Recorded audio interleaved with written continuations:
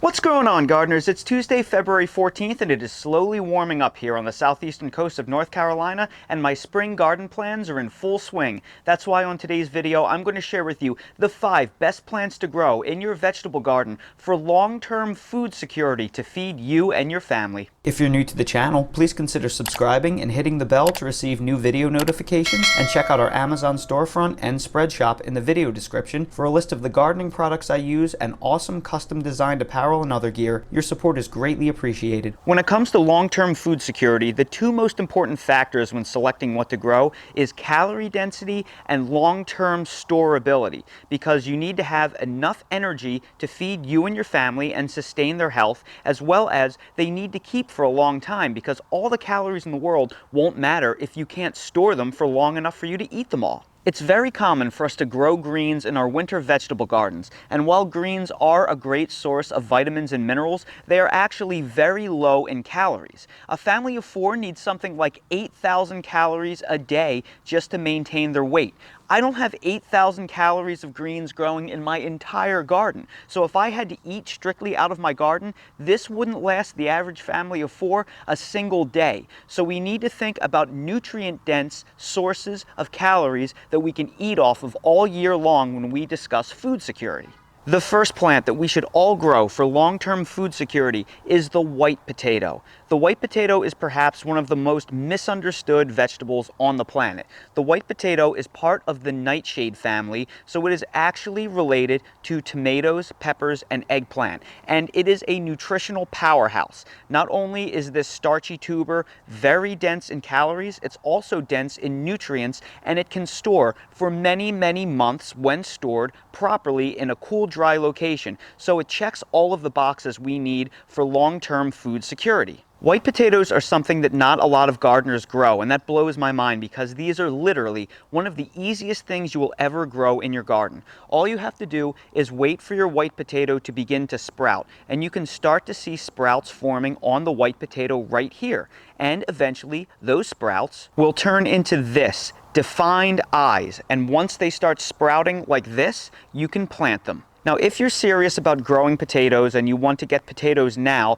you should either go out and buy organic potatoes from the grocery store, or you can buy yourself seed potatoes. You generally don't want to buy conventional potatoes because conventional potatoes are sprayed with an inhibiting compound that prevents sprouting, so they will store for an unnaturally long period of time. But that being said, even conventional potatoes will eventually sprout, and both of these potatoes here are conventional potatoes. So if you're specifically going out to buy potatoes to plant immediately, they need to be seed potatoes from a hardware store or bought online, or organic potatoes from a grocery store. But if you already have some old potatoes in the back of the pantry that are conventional, but they're in the process of sprouting, you can go and plant them. Growing white potatoes is absurdly easy, and I prefer to plant them in containers because when you grow them in the ground, it can be difficult to dig up all the potatoes underground, and you always tend to miss a few. But when they're in big 20-gallon containers like these, there's plenty of room for them to grow, and then all you have to do is when it's time to harvest them, you simply overturn them and dump out all of the dirt, and the potatoes will come out with it. All you have to do to plant potatoes is this. Once they start sprouting like this, they are ready to go. And all you have to do is just dig a little trench and bury them 6 inches underground and then cover them up. That's it. And the best time to do this is about 2 weeks before your last frost date. Because you're burying them underground, you can plant them before the last chance of frost, because by the time they get acclimated underground, start rooting, and then the sprouts grow green growth above ground, it should no longer be frosting at that point. The green growth is frost sensitive, but again, if you plant it 2 weeks before your last chance of frost, it shouldn't emerge until well after your last frost date. Other than that, the only information that you really need to know is that potatoes are very heavy feeders. So when you plant them, you should amend your soil with something like a 5-5-5 granulated organic fertilizer, and you should top it with a few inches of compost instead of just backfilling it with straight soil. The extra compost will really help your potatoes grow. Eventually, they will sprout up, and then after about maybe 75 to 100 days, depending on the variety, the plants will start dying back back. Once they start turning brown and dying back, that's when you harvest your potatoes. It's that simple. I'll also make sure to link to a video above that will show you how to cure and store your potatoes. When stored in a cool, dry environment, they will last many months for long-term food security. The second plant that you must grow in your vegetable garden for long-term food security are sweet potatoes. Sweet potatoes, surprisingly, are not related to white potatoes. They're in completely different families. Where the white potato is in the nightshade family, the sweet potato is a tuber in the morning glory family. So when you eat a sweet potato, you're actually eating the tuber of a morning glory plant. Just like white potatoes, we want to grow sweet potatoes for the same reason. They are not only rich in vitamins and minerals, but they are also very calorie dense, so they will provide you and your family with the energy they need to carry on normal life. They also store for many months. This sweet potato right here is from my harvest back in November, and it's now the middle of February. So it's been 3 months, and this sweet potato is still in basically perfect condition. And it looks great, it's perfectly edible, and it will last for several months more. So that's what makes sweet potatoes so amazing to grow.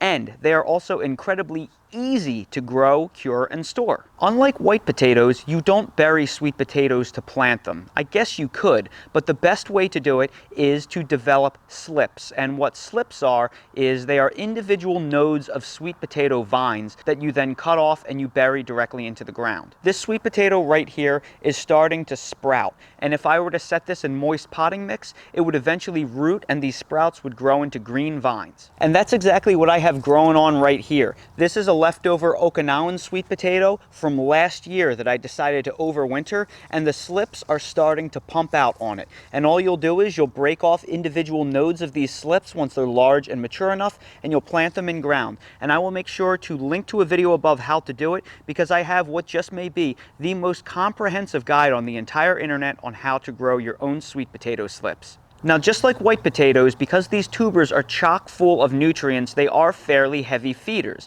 So it's important that when you plant your slips, you amend the soil with an organic 5-5-5 and plenty of compost, and it wouldn't hurt to dust the plants with bone meal as well to add extra phosphorus and calcium to the soil to make your plants and roots big and strong. But what's beautiful about sweet potatoes is they are one of the few plants out there that are very tropical, and they thrive in hot, humid, wet, rainy summer climates like I have here on the southeastern coast of North Carolina. So if you live in the deep south or Florida or Texas or places that get deluged with heat and humidity and pests, these grow almost pest and disease free. I've never had to spray sweet potatoes. In fact, they are so unproblematic that you usually don't even see organic sweet potatoes in the grocery stores because they generally never need to be sprayed with anything, even in conventional culture. And I will also make sure to link to a video above that shows you how to cure and store them as well, and I'll place all these links in the video description as well. Now we'll discuss plants 3 through 5 that you should grow for long-term food security and food storage, and they are all in the Allium family. That is garlic, shallots, and onions. These are all must-grow food security items. All 3 of these items form the bulk of practically everything we cook in the kitchen, so they're very important when it comes to developing flavor and having something good to eat. But onions actually are very high in calories. There's a lot of natural sugars in them, so they're more calorie dense than you think. So onions are actually a great source of not just micronutrients, vitamins and minerals, but macronutrients, calories as well. And while you can't exactly eat as much shallots and garlic as you can onions, they are also nutritional powerhouses as well, and they will store for many, many, many months. I know it's hard to believe, but I still have garlic and shallots stored in my garage hanging that I harvested back last June. So this is about 8 months old at this point. And while the garlic is starting to get a little bit rough and it's not quite as robust and juicy as it used to be when I harvested it, the shallots are actually really great. Some of them are starting to sprout. So for the ones that are sprouting, I could either just plant these and get new shallots out of them, or I could cut them in half and pull the germ out that's germinating. But the overwhelming majority of these are in perfect condition, and I take them out of the bags every single week. I probably use about 5 to 8 shallots every single week in my normal cooking routine. I use almost 1 a day, and they're absolutely fine. That goes to show you how long these items can store, even in a very hot, humid place like me, where we don't have basements. They're just hanging up in my garage with all of my tools. While shallots and garlic can store for 6 to 12 months in ideal conditions, onions, on the other hand, they're more of a 2 to 4 month proposition in most cases. While smaller, pungent onions can store just about as long as shallots and garlic, your larger, sweeter onions that most of us consume, they only store for about half that. This is one of the yellow Granex Vidalia onions that I grow here. This is actually one from a grocery store because my Vidalia onions didn't really last past about November in storage when I harvested them in late June, early July. But that's still really nice for long-term food storage. My red Amposta onions, they lasted a lot longer. They actually lasted into December, close to Christmas. This is my last bag here. They have mostly turned on me. These aren't really edible anymore. But it goes to show you that onions have a pretty good shelf life as well. So what this all boils down to is strategy. Many of us simply don't have the climate with the luxury that we can grow all the food we need to sustain us all year round. So that's why we can rely on these nutrient-dense items that store for very long periods of time to bridge the gap. Sure, I have the luxury where I can grow things like lemons and oranges all winter long and eat them, but many of us cannot. So that's why we can grow things like white potatoes, sweet potatoes, onions, garlic, and shallots, and store them all throughout the fall, even into the winter, and that will give us things that we can eat along with anything that we can or freeze during the growing season, and hopefully that will bridge most of the gap to the point where we can start harvesting food again in the garden in the spring. It may not be a completely perfect system for many of us backyard gardeners that just don't have the land and the ability to grow every single thing we eat, but it can certainly lighten the load on our wallets, and it can give us a little bit more food security in an increasingly uncertain world. So everybody, I sure hope you found this video helpful. If you did, please make sure to hit that like button, subscribe to the channel, and please ring that notification bell so you're notified when we release more videos like these. If you're curious on growing guides to plant any of the things that I mentioned in this video, I'll make sure to link them all in the video description. While you're there, check out my Amazon storefront link, which features everything I use in real life in my garden, all of the products, fertilizers, etc. And you can also check out my Spreadshop link for custom merch if you want to support my channel by buying merch. Thank you all so much for watching, and I hope to see all of you again on the next video.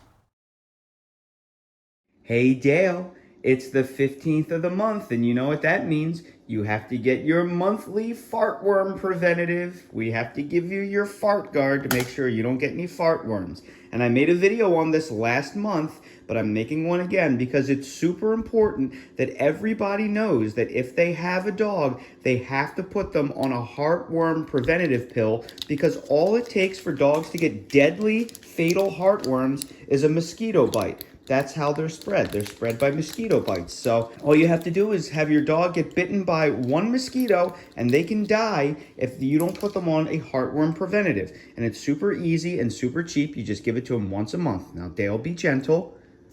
And that's all it is. Now, Dale is protected for another month. And you just get these really simple, any brand will do, whatever you want to support, really simple 6-month heartworm preventatives from your vet, and that's all it takes. And now Dale is in good shape, because before we know it, it'll be evil mosquito season.